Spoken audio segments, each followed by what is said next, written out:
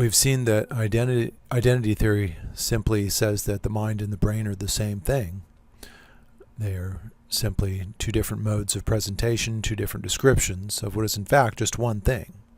So here again, when we say x is identical to y, in this sense, we mean the is of identity. That is to say, x and y are just the very same thing. Well, a problem for this identification, the identification of the mind and the brain, is that if you simply identify the mind with a physical organ because of what it can do, it seems like, in principle, anything that can perform the same functions, any physical basis for performing those same functions, what we might call mental operations or cognitive operations, it seems like then any physical basis should count.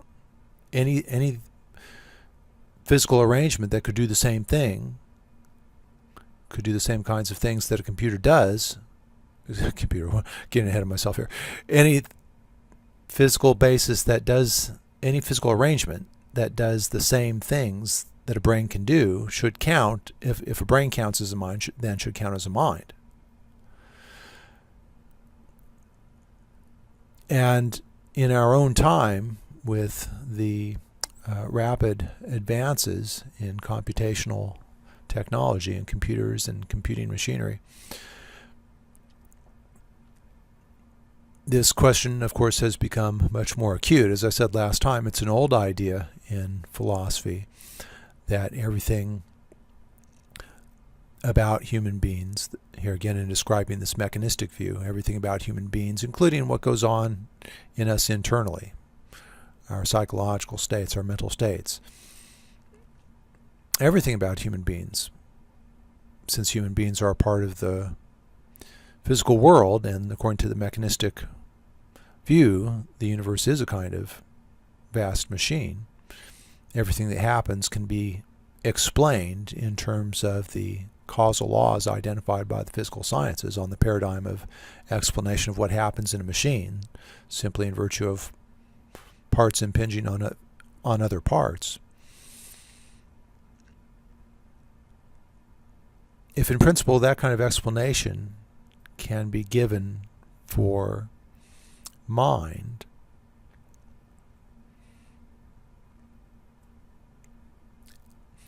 in virtue of the fact that the brain is a physical organ that operates on mechanistic principles, then there seems no reason to restrict mind to that specific biological organ. It seems like in principle then any physical arrangement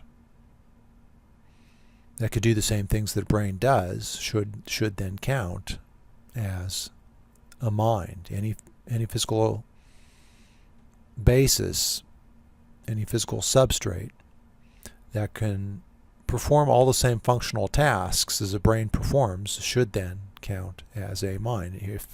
Here again, a brain and a mind are the same thing in virtue of the cognitive functions that a brain can perform, then it seems like, here again, in principle, any physical basis, any physical substrate, any physical arrangement, including computers that could perform all the same functions, should count as a mind. So this notion has come to be known in the literature as the plasticity of the mental. It seems like in principle mental states are plastic. What is meant by that? Just as plastic can be molded into any number of shapes, any number of forms. It's a very pliable material, right? It's very flexible, mutable material. You can configure it into any shape you like very, very, very easily. Similarly, the mental is something that can be realized in any number of physical arrangements. It's not limited Here again, at least the proponent of this view, according to which the mental is plastic, would say the mental can be realized in any number of physical arrangements. It's not limited to a specific biological organ, the brain. So this is a problem for identity theory, the proposed plasticity of the mental. The proponent of functionalism, a different version of a different kind of, let me put it that way, a different materialist theory of mind that does not identify the mind with the brain, but identifies it with any physical arrangement that can give rise to mental states. The proponent of that view, functionalism, says the mental is plastic, and if the mental is plastic, then identity theory is false.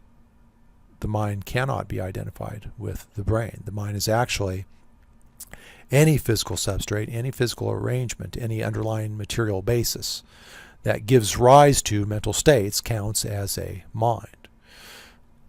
And it has seemed to proponents of functionalism that in principle mental states could be realized in other bases, other physical bases than brains. And among the most enthusiastic proponents of this view, and among the most enthusiastic proponents of AI, artificial intelligence, they would say that mental states already are being realized in computers. Mental states already are being realized in things other than brains. So there's a spectrum within functionalism. There's a spectrum of views on this issue.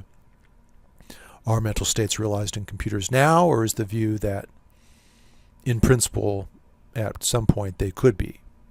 Mental states could be realized in an AI system, an android with a computer brain, something like that. For our purposes, of course, that distinction is not so important, whether it's already happening now or whether it's the position is just that in principle it could happen at some point. In either way, in either case, then the mind is not identical to a specific biological organ. It is in principle something that can be realized in any physical basis, any physical arrangement that can give rise to mental states. So any physical, at least the proponent of the plasticity of the mental, those theorists of mind who would say that the mental is plastic, would say that any physical substrate that gives rise to mental states would, by hypothesis, count as a mind. Ex hypothesi, if some physical arrangement, like a computer, can give rise to mental states, then it counts as a mind. So the plasticity of the mental, here again, poses a serious objection to the identity theory. If the mental is plastic, as the functionalist would contend, then identity theory is false. The mind cannot be identified with the brain. Could mental states be realized in, for example, a computer or maybe an AI system, to put it more generally, maybe an android with a computer brain or some other kind of artificial intelligence system? Could mental states be realized in such a physical arrangement?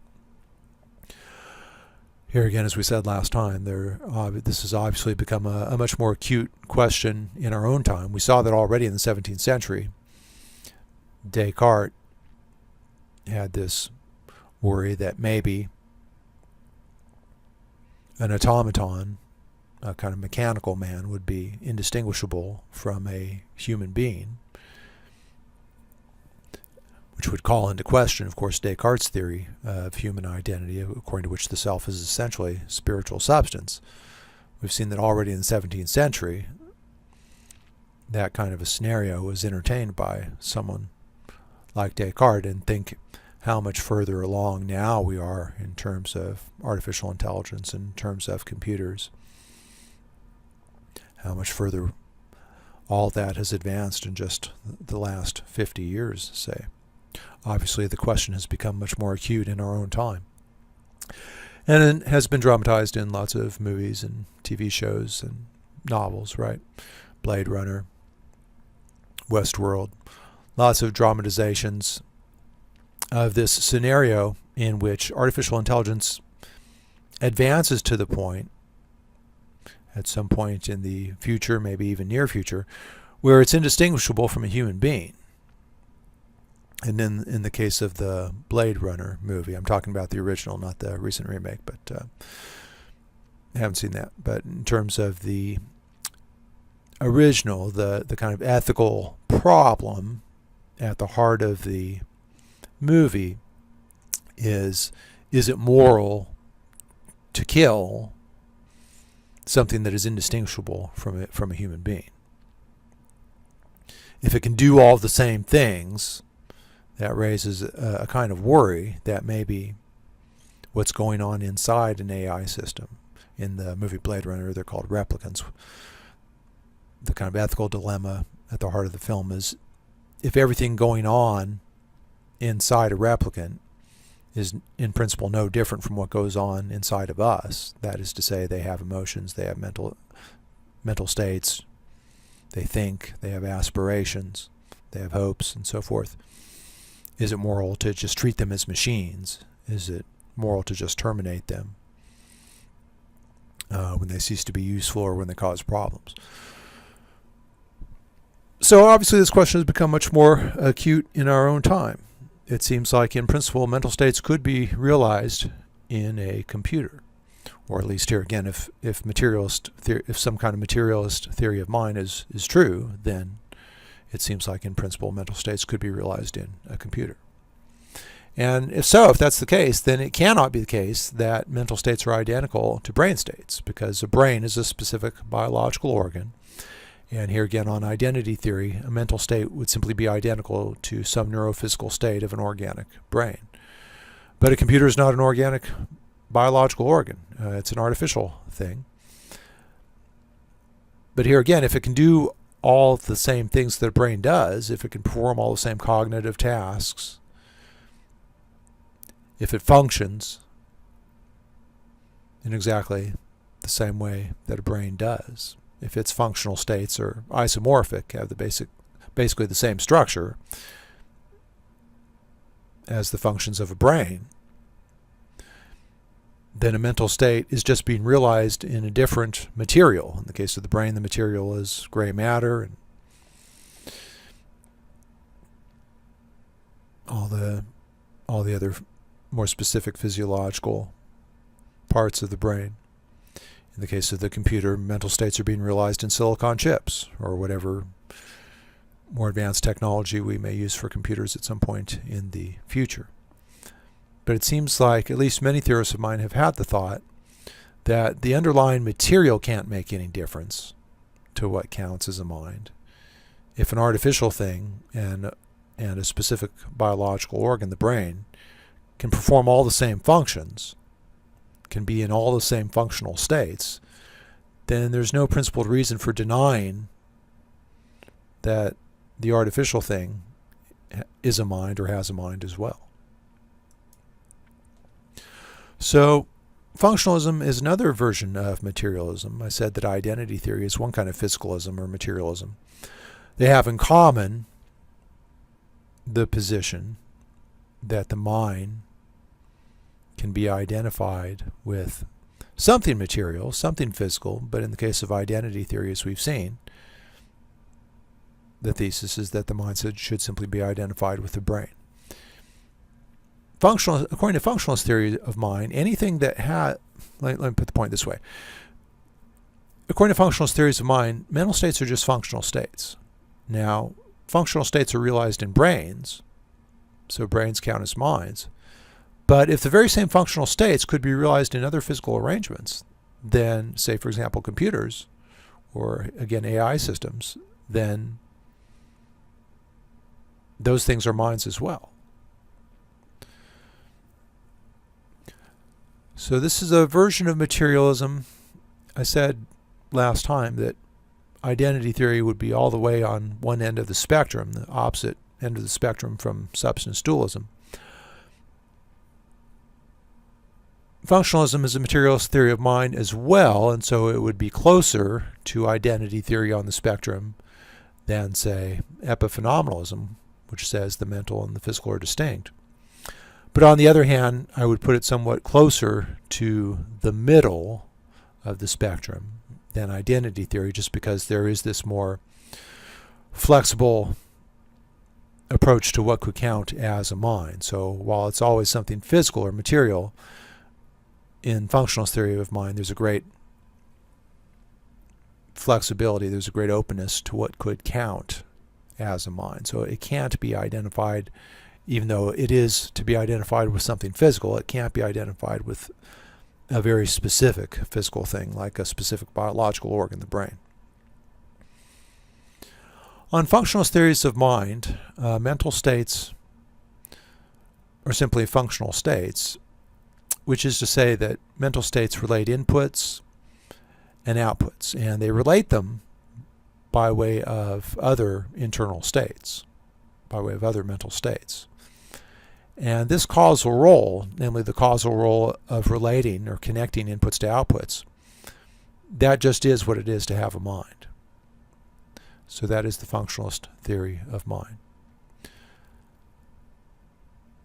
The mind is presented with certain inputs, and it outputs certain behaviors.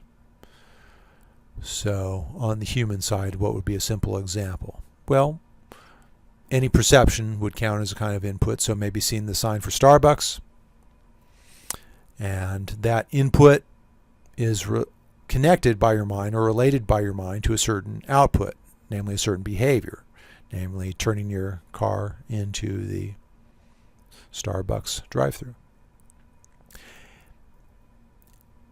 And that mental state, that is the functional state of connecting an input to an output, that mental state is what it is in part by dint of its relation to other mental states. So you're already in two internal states, the internal state of desiring coffee and the internal state or mental state of believing that coffee is available at Starbucks. And then perceptual input, you see the Starbucks sign, and another mental state is produced by the already existing mental states of desire and belief, namely intention to turn your car into the drive-thru, and then that mental state, by dint of its connection to the other mental states, connects or relates that input, namely perceiving the Starbucks sign, to a certain output, namely a certain behavior. In this case here again, the overt physical behavior is turning your car into the drive-thru. So that's just what a mental state is on this theory of mind. It's a kind of functional state. And functional states are just, mental states are just functional states that relate inputs to outputs. They play a certain causal role in a functional system, whether it be a brain or, here again, ex hypothesi, by hypothesis, possibly even something artificial, a computer, an android, an AI system, call it what you will. And to play this causal role just is what it is to have a mind. On a functionalist theory of mind, mental states are computational states. Mental states are simply the internal states by which an entity coordinates inputs and outputs. So I just gave an example for that on the human side. And a computer could in principle do the same thing. Maybe they even already do the same thing, or a computer or an AI system. And this functional role of internal states could in principle, here again, be realized in a computer, no less than in an organic brain. So to have a mind is simply to have a computation machine. I'm speaking now of a more specific version of functionalism, according to which to have a mind is to have a computation machine. Computational mental states are simply computational states. Sometimes this distinction is drawn more narrowly between machine functionalism and just functionalism more generally. According to computational theory of mind or machine functionalism, mental states are internal states akin to the internal states of a machine. So here's a kind of schematic of a Turing machine, arguably the first modern computer. And it has a scanner, and the scanner reads symbols on a tape. And when presented with each symbol, the machine, the computer, performs some operation. Now, what operation it performs is determined by a few things, determined by the computer table, that is to say, the set of rules for what function to perform when presented with a certain symbol. It's determined by that and by what the previous mental state, what the previous computational state, what the previous internal state was. So machine functionalism is sometimes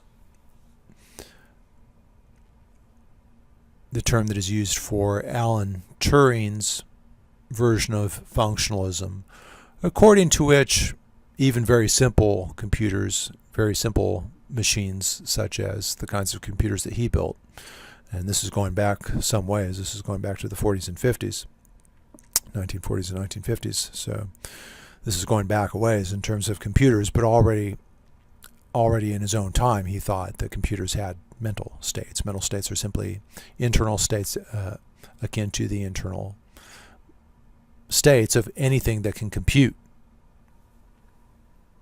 So that would be machine functionalism, and then sometimes functionalism just used in a more general sense to maybe mean just AI systems, artificial intelligence systems, which might include computers. But many proponents of functionalism today, like Jerry Fodor, might not go so far as Turing did, might not go so far as to say that computers already, what we would today think of as the very crude, very very rudimentary computers of the 1940s and 50s, they maybe wouldn't go so far as to say that those computational states could rise to the level of mental states. But they do think that either now or at some point in the future, as artificial intelligence advances, AI systems will have mental states, either do now or at some point in the future will have mental states. So we have some selections from Alan Turing's classic article in this field, the field of computational theory of mind, or functionalist theory of mind.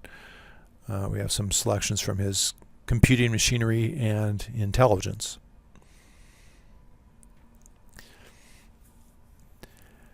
And early on in our selections, Turing makes this point that, the question, can machines think? That was already in his time, that was already an old question. As we've seen, philosophers have had this thought going back a long, long way. We saw this here again in Descartes with his wondering about whether an automaton, a kind of mechanical man, kind of robot, might just at some point be indistinguishable from a human being. So we've seen philosophers have had this worry or this, maybe it's not a worry in every case, but this preoccupation for a long, long time. So when Turing was writing this article in 1950, can machines think was already an old question. I've said that the question has become more acute in our own time because computational technology has advanced so much, so dramatically in relatively recent decades. But it was already an old question. And already at that point, Turing goes on to say in these selections that we have from Computing Machinery and Intelligence that no real progress has been made in answering the question. And so it would be more fruitful to try to get clear on what the question even means. As stated, can machines think? Turing says, I believe to be too meaningless to deserve discussion. So he says, this question has been around for a long time, and there have been people on both sides of it for a long time, those who say that machines can think and those who say that they can't. But no real progress has been made in discussing the issue for lots of reasons. Among the reasons that he gives, there's so much disagreement about what counts as thinking. There's so much disagreement as to what even counts as a mental state. And so the question is just too vague too broad or too vague or it's just too meaningless to deserve discussion, Turing says. What he proposes to do in this article, and more generally what he proposed to do in his approach to artificial intelligence, was to propose replacing that question, can machines think, with some testable hypothesis. So he says, rather than trying to, we're going round and round on this question, no real progress is being made because there's so much disagreement over very basic terms like what it means to think or what it is what a mental state is. Why not replace the question with some testable hypothesis? That is to say, let's posit some task, and then if you will stipulate that if a machine could perform that task, then it has to be thinking, then we would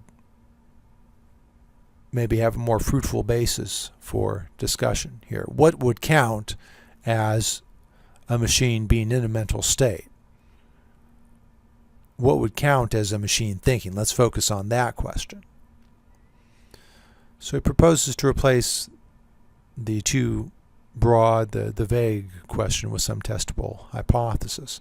And the testable hypothesis that he proposes is this question: could a machine succeed at the imitation game? So the testable hypothesis he has in mind would be, if a machine can succeed at what has come to be known as the imitation game, if a machine could succeed in that game just as often as a human player would, and he gets the reader to stipulate, he gets his interlocutors in these debates, he gets them to stipulate that for a human being to win at the imitation game, a human being would have to be thinking. Therefore, by hypothesis, if a computer could succeed in the game just as often as a human player, and the human player has to be thinking to succeed at the game, then there can't be any principled reason for denying that the computer is thinking. So he proposes to replace the question, can machines think, with some testable hypothesis. Could a machine succeed at the imitation game? If it could, then you have to say his hypothesis is that it could, and if it could, then you have to be willing to concede that computers can think. That's how he proposes to change the terms of the debate. So the imitation game was originally didn't have anything to do with computers. Originally it was this Victorian, I guess, parlor game where one player would be on one side of a screen, obscured from the other player.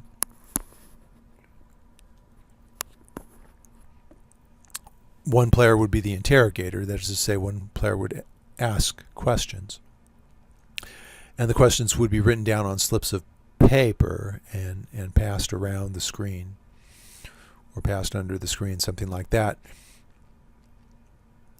And the other player would have to answer the questions by writing out replies on slips of paper or maybe even typing them out, and then having the written replies handed back to the interrogator. And so originally the idea behind the game was questioner had to figure out whether the person on the other side of the screen was a man or a woman. So this old Victorian parlor game. Obviously this would rule out certain questions such as, are you a man or a woman? Obviously the idea behind the game was for the questioner to think up questions that would give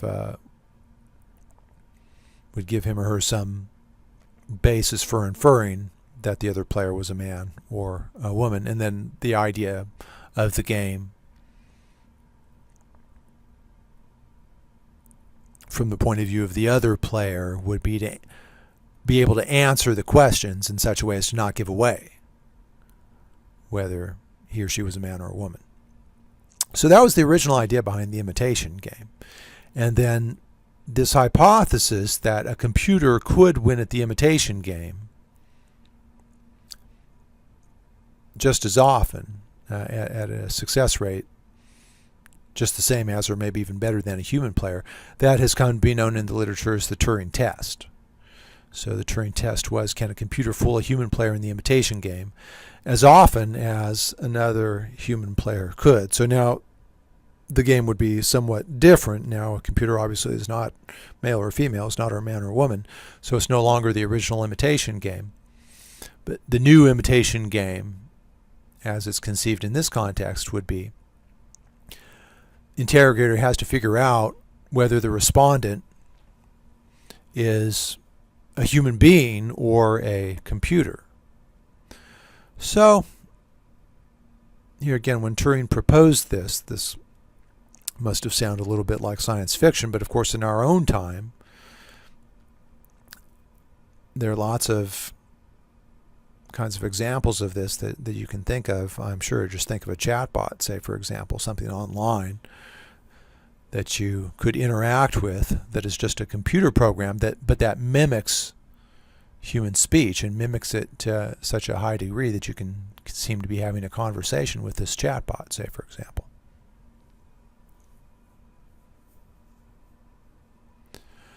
So that has come to be known as the Turing Test. Can a computer fool a human player in the imitation game as often as another human player could? Here again, for a human being to win at the imitation game, he or she would have to be thinking, right? The human player in this scenario would try to answer questions in such a way as to make the interrogator guess wrong. Answer the questions in such a way as to not give away whether the respondent was a computer or a human being. And in very advanced, very sophisticated chatbot programs, of course, they can mimic human conversation. They can mimic human linguistic interaction with a very high degree of accuracy, where it would be hard to know if the person on the other side online is a AI system of some kind or another person, another human being.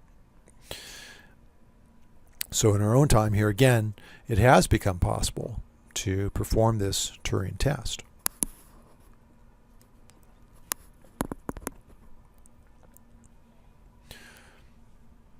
So this was first proposed by Turing in the 1940s and 50s, and this is the beginning of functionalist theories of mind.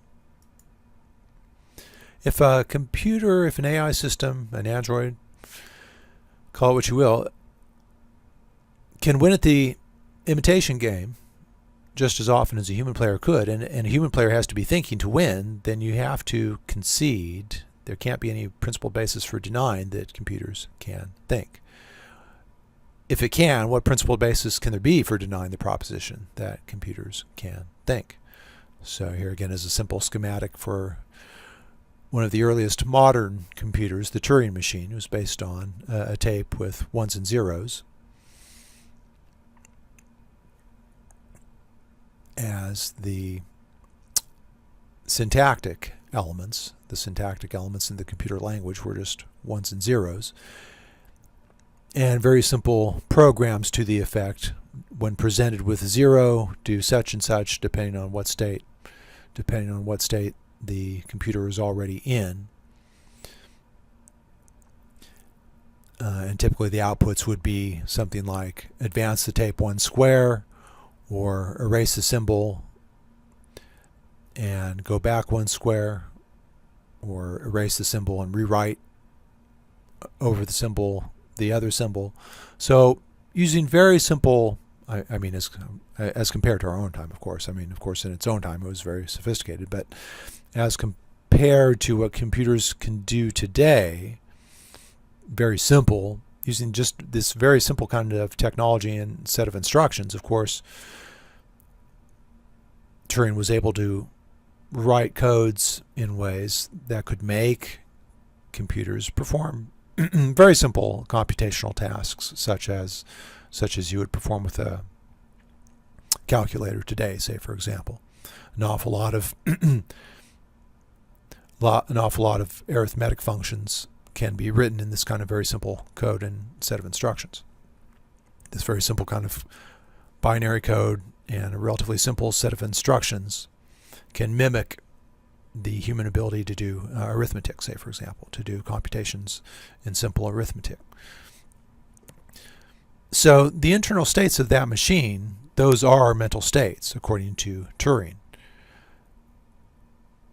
The state that the computer is in when it's coordinating some input, namely here again the input would be the 1 or 0 presented to the scanner.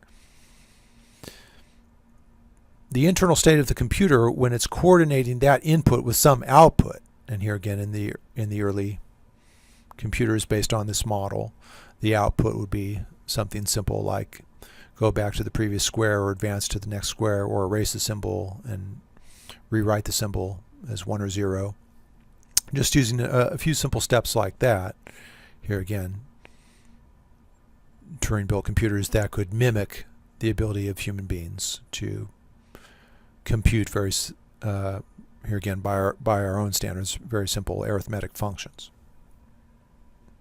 And Turing would say that the state that the machine is in when it's doing that is a mental state. A computational state is a mental state. That's just what a mental state is. It's any computational state. That is to say, any state that a machine is in when it's computing.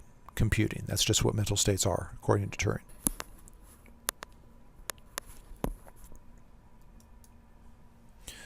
So in the selections that we have, Turing considers a number of objections. I've laid out what his view of mental states is, and what his view of thinking is, basically, defined in these very kinds of functional terms, right?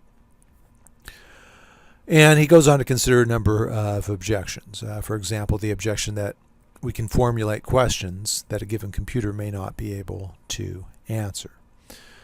So he was engaged in these kinds of debates for some time, and in this article he lays out a number of the kinds of objections that he would typically encounter when presenting this theory of mind. One of them would be, well, we can formulate questions a computer can't answer. That just goes to show that computers aren't thinking. And Turing goes on to say, well, that's not really a very good argument because you can formulate questions that another human being can't answer. But it wouldn't follow from that a human being isn't thinking. Turing writes, although there are limitations to the powers of any particular machine, it has only been stated without any sort of proof that no such limitations apply to the human intellect. But we too often give wrong answers to questions ourselves to be justified in being very pleased at such evidence of fallibility on the part of machines. So Turing finds that's not a very substantive objection, is it? You could say the same thing about the human intellect. You could say the same thing about any human being. You can formulate questions that a human being can't ask either, but you wouldn't therefore say that a human being isn't thinking. Another kind of objection that he entertains is that a machine cannot be conscious, cannot have consciousness. For example, a computer cannot feel emotions. So a lot of critics of functionalist theory of mind have had this objection. There's something more going on in us when we are in the functional states that the functionalist defines, or that the functionalist identifies with mental states. There's more going on in us than just the mechanical, a kind of mechanical, unconscious performing of the function. We are conscious of what we're doing, and to many theorists of mind, that makes a big difference. Turing found that not a persuasive, not a substantive objection either. He says, among other things, the only way by which one could be sure that a machine thinks, then, is to be the machine and to feel oneself thinking. So in so many words, well, how could we even know whether a machine is conscious when it's doing these things? And for that matter, you can't even know that another human being is conscious. So here again, you can't even know that another human being is conscious. You can't be in another mind. You can only be in your own mind. We only have access to our own minds. So you can't even know that another human being is conscious when another human being is performing these cognitive functions, these computational functions. But here again, you wouldn't therefore say, despite the fact that you can't know that, you wouldn't therefore say that another human being isn't thinking when another human being is engaged in the kinds of computations and engaged in the kinds of functions that the functionalist identifies with mental states. So Turing finds this again not a very persuasive objection. And the only way by which one could be sure that a machine thinks is to be the machine and to feel oneself thinking. One could then describe these feelings to the world, but of course no one would be justified in taking any notice. Likewise, according to this view, the only way to know that a man thinks is to be that particular man. It is in fact the solipsist position. So in so many words, Turing is saying that if that were the standard for knowing that something thinks, then you could only know that you think. You couldn't know that anything else thinks.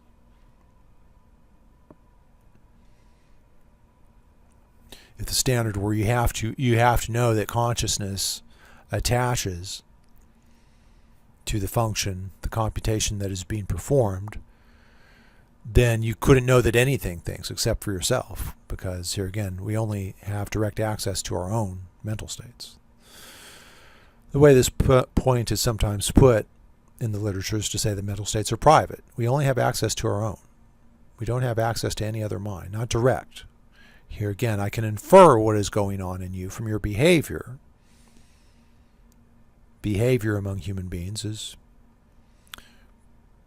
pretty similar from one person to the next. We all express happiness and fear and other emotions in much the same way. And so when you see the same behavior, you infer that what is going on in the other person is the same as what is going on with you when you are expressing those internal states by your behavior. But that's always an inference. Strictly speaking, we don't know because, here again, we only have access to our own minds. So that is in part why this whole issue has arisen. You know, what do we say about an AI system, an android, a robot? Call it what you will. When it gets to the point of being indistinguishable from another human being, strictly speaking, we don't even know that another human being is conscious or is feeling certain emotions. So that can't really be a reason for denying that the AI system, the android, the robot, is thinking. If you hear again, you wouldn't say that about another human being, despite the fact that we can't know that another human being is conscious or is experiencing certain emotions when we observe certain behaviors. So in saying that that would be the solipsist, that just comes to the solipsist position, Turing is saying on such an account of mind, you could only know that you think. You couldn't know that anything thinks besides yourself, because you can only be in your own mind. So he finds that not a very persuasive objection either. An old objection, of course, is that a machine can never do anything really new. Only human beings can create. Only human beings can innovate, right? This is a kind of objection that a proponent of this kind of theory of mind, according to which computers can think, this is the kind of objection that they would often encounter. Look, only human beings can invent. Only human beings can innovate. Only a human mind can do anything that's really new. It's an old objection to this kind of view that computers just follow instructions. And that just goes to show that they're not really thinking. They're just engaged in a kind of unconscious mechanical task.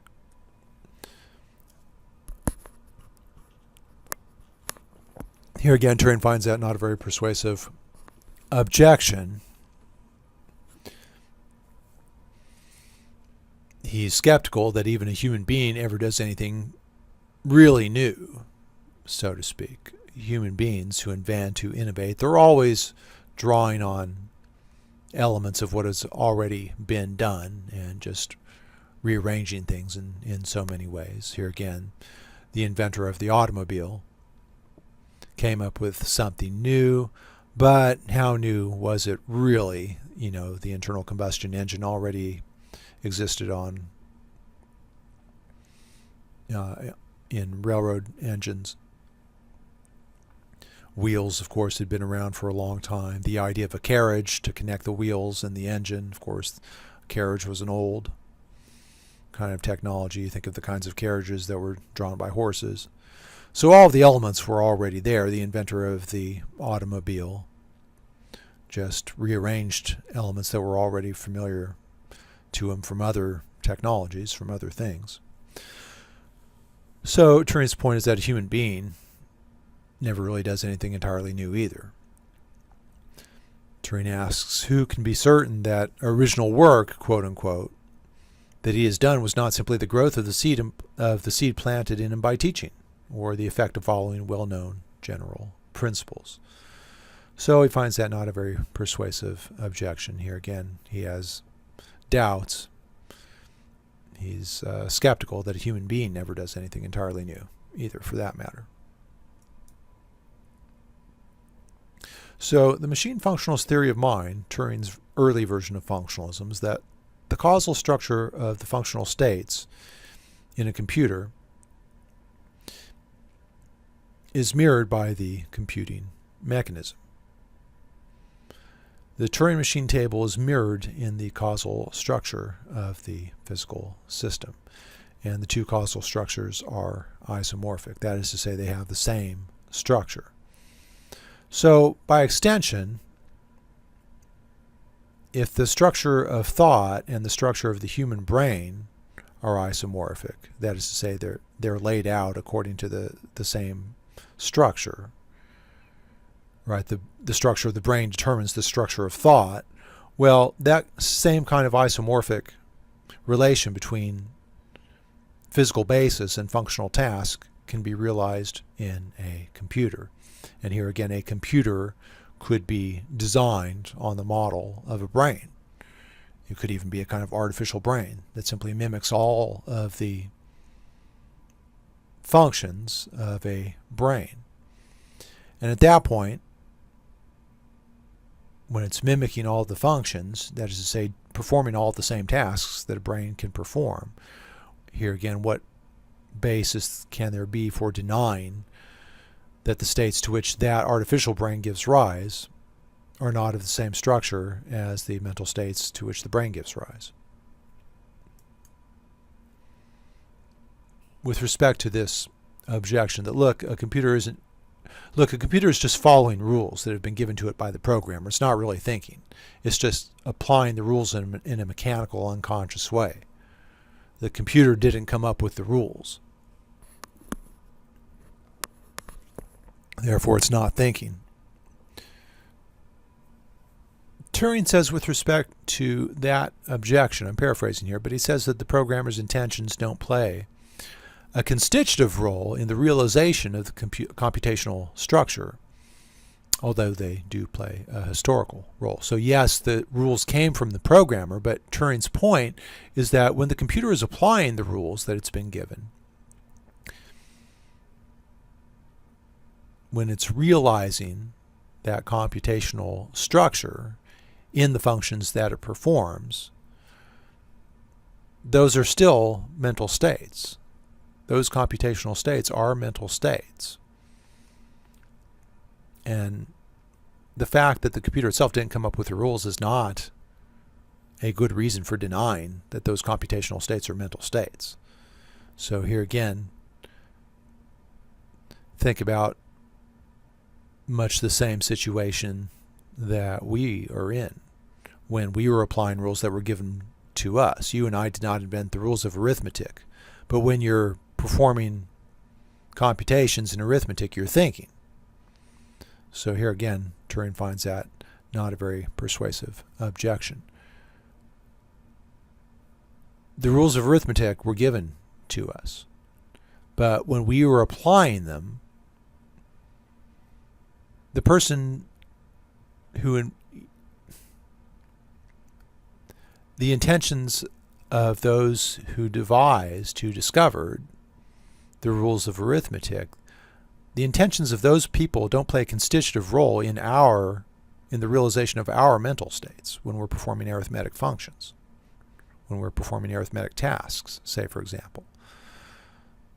So the intentions of the people who laid down the rules don't constitute our thoughts. Our thoughts are constituted by for ourselves, applying the rules. So here again, if that can't be the fact that you and I did not invent the rules of arithmetic or logic, just the rules of thinking generally, doesn't mean that we're not thinking when we apply them.